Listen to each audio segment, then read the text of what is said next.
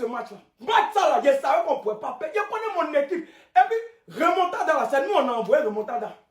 Les pères des remontadas, c'est nous. On ne peut pas perdre ce match, c'est pas possible. Je connais mon équipe, quand les 20, les 20.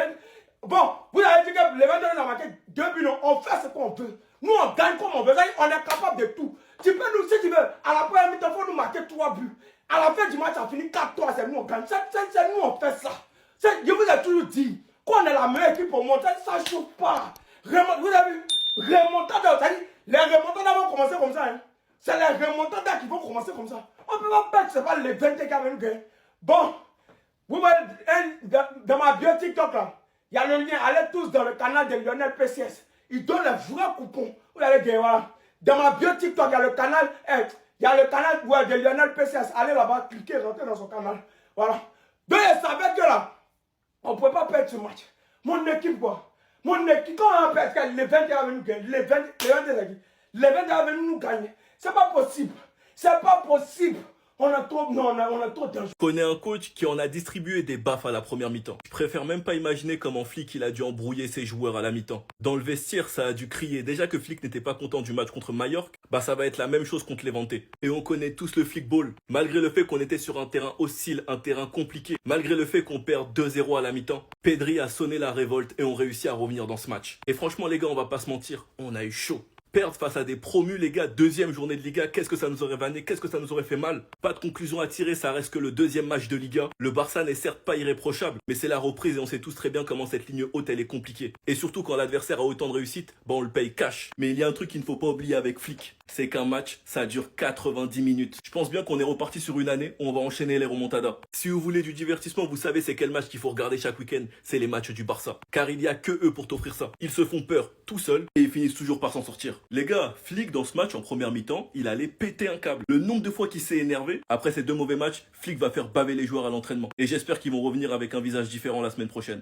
Enfin bref, sinon vous les gars, vous en pensez quoi? Ramenez-nous sur Snap, on s'ennuie. Il était une fois un championnat nommé La Liga où le même arbitre ne siffle pas penalty sur ça, mais te siffle penalty sur ça. C'est une dinguerie. Même honteux, c'est même pas assez pour décrire ça. Le pire, c'est que la VAR l'appelle, ok, pas de souci. En vrai, vas-y, tu peux aller regarder à la rigueur, ça vas-y, ça coûte rien. Mais le gars, il voit un seul ralenti, il regarde aucun autre angle, il voit une fois l'action, il te dit ça y est, c'est sûr et certain, ça c'est penalty. Le pire, c'est que je le disais à la fin de ma dernière vidéo là, à l'instant, je disais ce championnat cette année, soit tu saccages tout le monde, soit t'es dans la merde et on a la preuve là aujourd'hui. Ce même arbitre là, au dernier Classico, eh bien c'est lui qui faisait des rendez-vous secrets avec les représentants de la Liga et Monsieur Florentino Pérez. Bref, cette Liga, si on la gagne, moi je vous le dis clairement, elle en vaut 10 ou 15.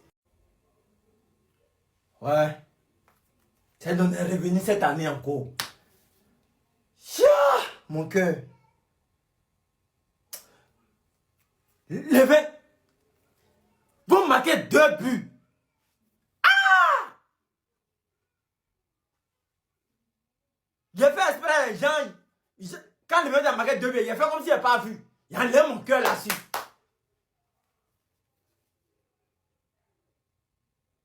C'est rien, c'est début de saison.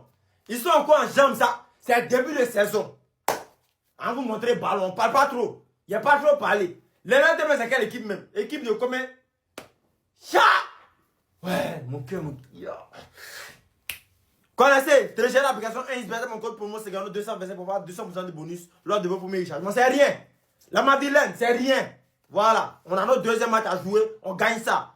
Il n'y a pas de débat. On est fort et bien on est là. Vamos. Voilà, regardez-moi ça, comme ils le regardent tous. Au fin fond du désespoir, tu sais qu'il surgira toujours. 2-0 pour les Levante. 2-0 pour les Levante à la mi-temps. Mais visiblement, ils n'ont pas supporté de voir un Flick être triste. J'avais oublié que c'était ça son équipe à ce type. Au retour du vestiaire, Pedri qui d'une prise d'initiative t'envoie un missile. De loin d'ailleurs, l'un des meilleurs joueurs de ce match, peut-être le meilleur. Qu'on se dise encore une fois, hein, c'est beaucoup trop fort. Ferran Torres qui fait du Ferran Torres, qui met toujours son petit but, qui permet au Barça de revenir au score. Est à lui comme d'hab, dans les derniers instants, d'une précision toujours sur la même posture. Voilà, là tu te dis soit il la dépose sur la tête de l'un de ses coéquipiers, mais le ballon hein, est tellement dangereux à chaque fois, c'est tellement obligé à chaque fois de mener à quelque chose, vu sa capacité qu'il a dans les pieds, que cette fois-ci, ça va sur la tête d'un joueur de Levante. Voilà, pour le 3-2 à la fin du match. Tout ça pour ça. 2-0, tout ça pour ça. J'allais tranquillement aller au lit. C'était tout beau samedi soir. Demain soir, en gagnant, on était promis. Surtout que le Faux Madrid derrière, ils sont aussi éclatés au sol. Mais non, voilà. Voilà. Le Barça de la saison dernière, c'est pareil, rien n'a changé. Ils perdent, ils gagnent. Quel que soit le score, en fait. Ils perdent, ils gagnent. Les gars, avec le Barça, faut jamais croire que c'est fini tant que l'arbitre n'a pas sifflé. À 2-0, on a vu tout le monde bla bla bla. Les gars, du calme. Un match de foot, c'est 95 minutes. Vous savez très bien que le Barça, ils ont une vieille défense, mais ils ont une attaque de fou. Ça arrive très souvent que le Barça soit mené, mais à la fin, ils gagnent. Quand ils se mettent en mode énervé là, hein, ils accélèrent, ils gagnent. Sachant en plus qu'ils jouent à 12 contre 11 encore une fois. Là, il a sifflé un penalty, il n'y a pas de souci. S'il estime que le ballon il va vers les buts, il n'y a pas de souci, penalty. Mais pourquoi le même arbitre, ici, il n'a pas sifflé penalty quand c'était le Classico Barça-Real? Expliquez-moi. Parce que oui, ici il y a penalty, mais ici aussi il y a penalty, tout simplement. Donc au-delà du fait que le Barça ils ont une défense qui est trop faible, ils jouent tout le temps à 12 contre 11. Bon, ça arrive, des fois l'arbitre il est aussi du côté du Barça, mais chut, faut pas le dire ça. En gros, arrêtez de croire que c'est compliqué pour le Barça de remonter 2 buts. Ils savent le faire, ils l'ont montré à de multiples reprises, notamment contre mon club, le PSG. Et je vous parle en connaissance de cause, hein, ok? Donc arrêtez de tirer des conclusions tant que l'arbitre n'a pas sifflé la fin du match et que le Barça joue. Vous savez ce que j'apprécie chez la communauté barcelonaise, c'est qu'elle aime son club.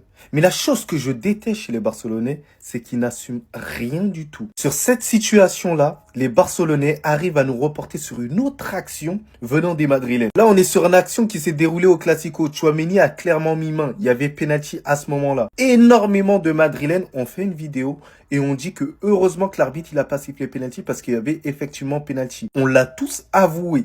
De vive voix. Donc pourquoi vous faites un rapport avec cette action-là?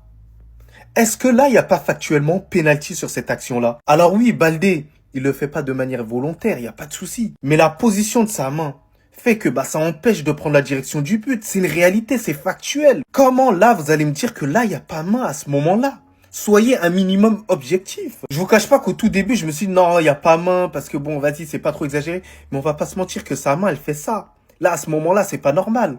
Ce n'est pas normal. Et vous le saviez très bien, si le Real Madrid, on était dans la même situation, vous alliez dire main. Même si celle de Tchouaméni auparavant, elle était plus flagrante, c'est une réalité. Ça a été une erreur de l'arbitre de ne pas avoir sifflé penalty à ce moment-là, on l'a tous dit. Mais là, admettez un tout petit peu, sans évoquer le Real Madrid, que là, il y a penalty, il y a main. C'est tout.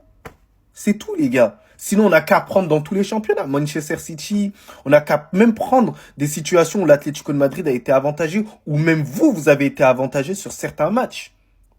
Au final, ça, vous n'allez jamais le déterrer. Voilà. Tout le temps, vous êtes les victimes, c'est ça. Waouh!